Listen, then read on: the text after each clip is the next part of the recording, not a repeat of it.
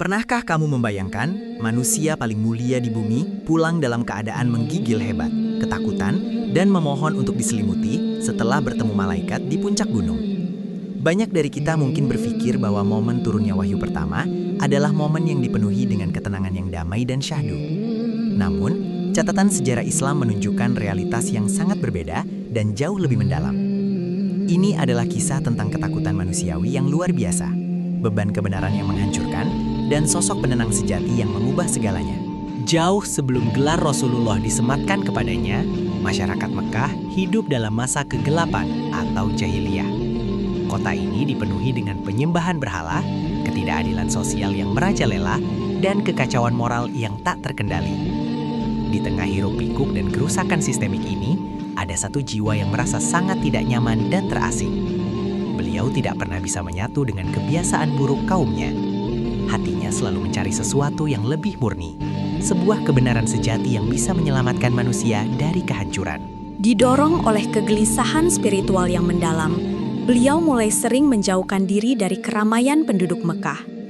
Keterasingan ini bukanlah pelarian dari tanggung jawab, melainkan sebuah pencarian makna yang intens. Beliau mencari keheningan di alam liar, menjauhi hiruk-pikuk duniawi untuk mendengarkan suara hati nuraninya. Dalam keheningan gurun pasir dan bukit-bukit batu yang tandus, beliau menghabiskan waktu berhari-hari untuk merenung, mencari jawaban atas kerusakan yang terjadi pada bangsanya, dan mencari pencipta alam semesta ini. Pilihan tempat untuk berkholwat atau menyendiri jatuh pada sebuah gua kecil yang terletak di puncak Gunung Nur, yang dikenal sebagai Gua Hira. Perjalanan menuju gua ini bukanlah hal yang mudah. Medannya sangat terjal, berbatu tajam, dan membutuhkan usaha fisik yang luar biasa untuk dicapai. Namun, rintangan fisik ini tidak menyurutkan langkah beliau. Di dalam gua yang sempit dan gelap itulah, beliau menemukan tempat perlindungan yang sempurna dari hiruk-pikuk dunia. Sebuah titik tertinggi di mana beliau bisa melihat kota Mekah dari kejauhan. Hari berganti hari, bulan berganti bulan. Setiap tahun di bulan Ramadan, beliau menghabiskan waktunya di Gua Hira, hanya berbekal sedikit air dan roti kering. Di dalam ruang batu yang sempit itu, kesunyian menyelimuti dirinya. Beliau tenggelam dalam tafakur, merenungkan kebesaran alam semesta dan ketidakadaan arti dari berhala-berhala batu di bawah sana. Ketenangan gua ini adalah dunia kecilnya. Sebuah kanvas kosong, tempat hatinya bersiap untuk menerima sesuatu yang akan mengubah sejarah umat manusia untuk selamanya. Hingga pada suatu malam, di tengah keheningan yang biasa ia nikmati, atmosfer di dalam gua tiba-tiba berubah secara drastis. Udara terasa sangat berat, dan kesunyian yang menenangkan berubah menjadi ketegangan yang mencekam.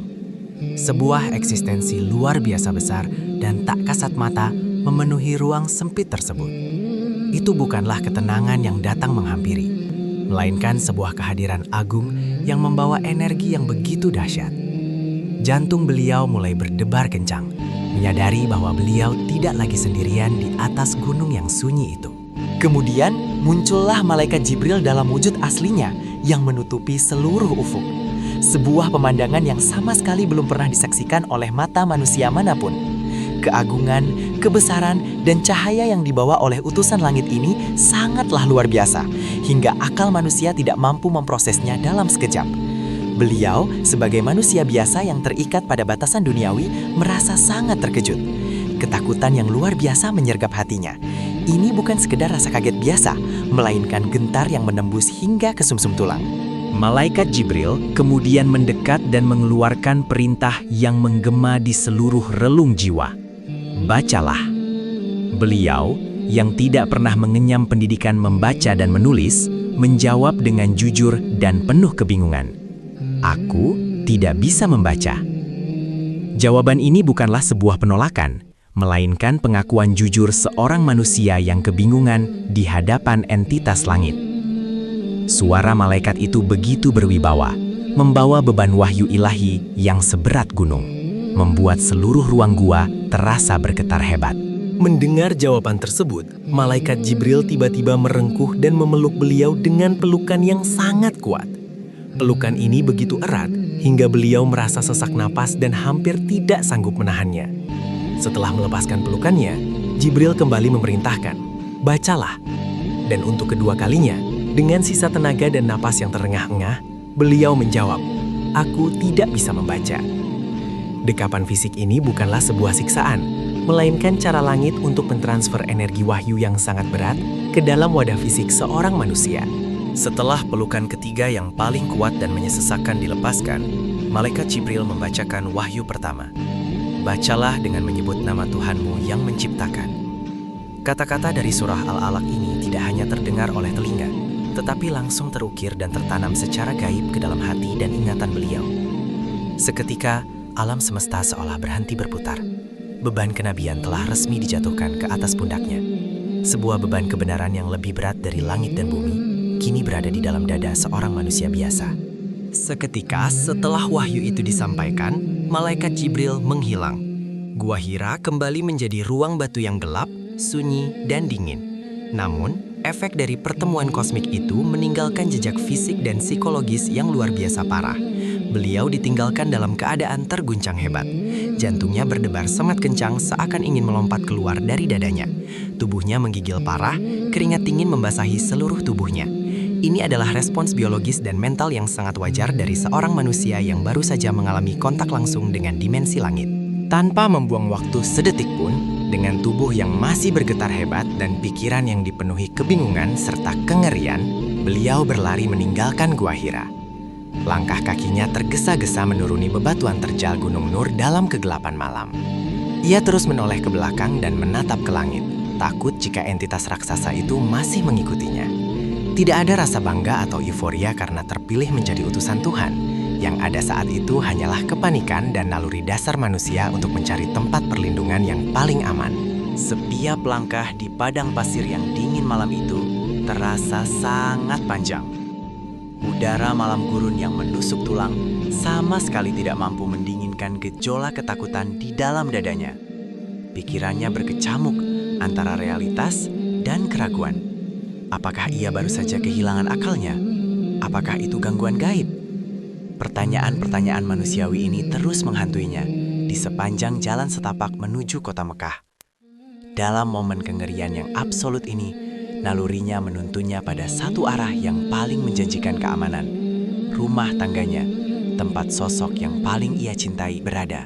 Akhirnya, dengan napas terengah-engah dan kaki yang terasa lumpuh, beliau memasuki perbatasan kota Mekah yang sedang terlelap.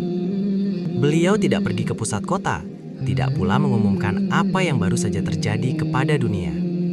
Langkah kakinya yang berat dan terhuyung-huyung langsung mengarah ke rumahnya. Tempat di mana ia tahu ada sebuah pelabuhan yang tenang untuk jiwanya yang sedang diamuk badai. Beliau melangkah masuk ke dalam rumah dengan kondisi fisik yang benar-benar pucat pasi dan gemetar tanpa kendali.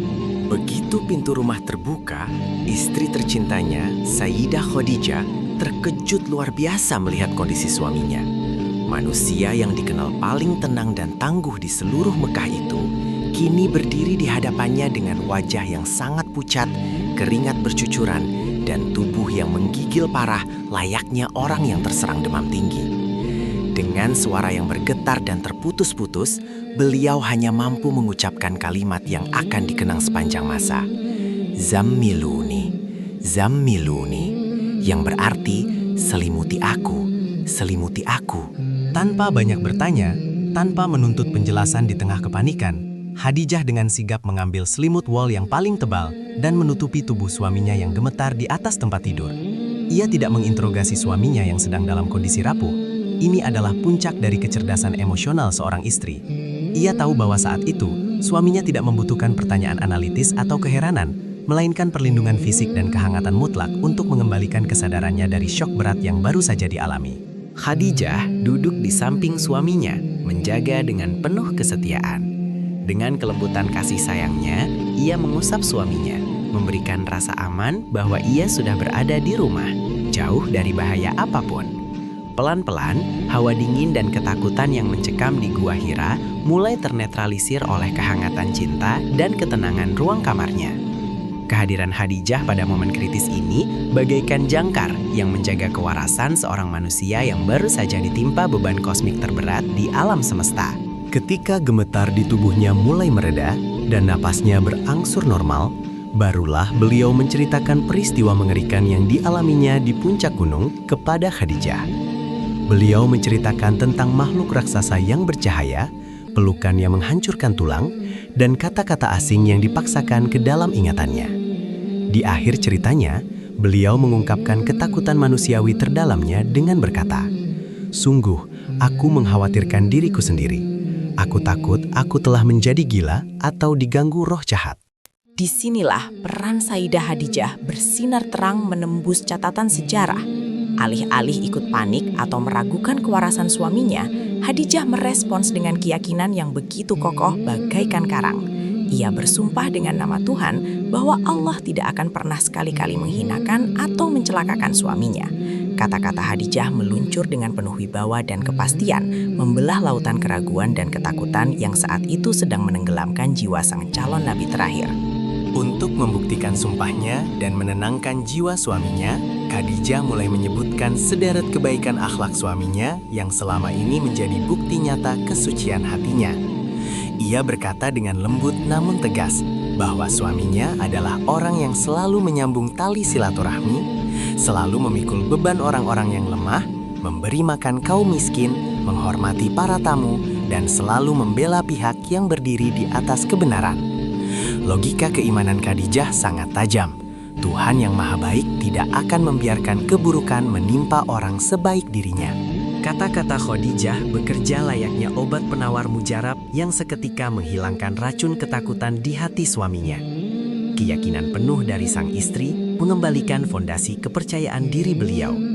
Sejarah mencatat bahwa Khadijah bukan hanya wanita pertama yang beriman, tetapi ia adalah sistem pendukung pertama dan paling krusial bagi berdirinya agama Islam. Tanpa peran Khadijah yang bertindak sebagai pelindung dan penenang di malam wahyu pertama itu, transisi psikologis yang berat tersebut akan menjadi jauh lebih menyiksa bagi seorang manusia biasa. Kisah turunnya wahyu pertama ini mengajarkan kita sebuah realitas yang sangat indah tentang sosok Sang Rasulullah. Beliau bukanlah figur dewa super yang kebal terhadap rasa takut atau syok. Beliau adalah manusia sejati dengan kerentanan dan emosi yang sangat manusiawi. Ketakutannya yang luar biasa justru membuktikan keaslian wahyu tersebut, bahwa wahyu itu datang dari luar dirinya, bukan dari imajinasi atau ambisi pribadinya. Keagungan kenabiannya terbalut sempurna dalam kelemahan fisik kemanusiaannya. Malam di Gua Hira dan selimut hangat di rumah Khadijah menjadi saksi bisu transisi terbesar dalam sejarah dunia. Momen menggigilnya sang manusia pilihan mengajarkan bahwa amanah kebenaran itu sangatlah berat. Dan di balik setiap pemimpin besar yang memikul beban dunia, selalu ada sosok penenang teguh yang menguatkannya di saat ia paling rapuh. Itulah mengapa Allah menitipkan wahyu terberatnya kepada utusan yang dikelilingi oleh cinta setulus Khadijah. Terima kasih telah menyelami kedalaman sejarah bersama kami. Semoga kita bisa mengambil hikmah dari setiap jejak langkah manusia mulia ini.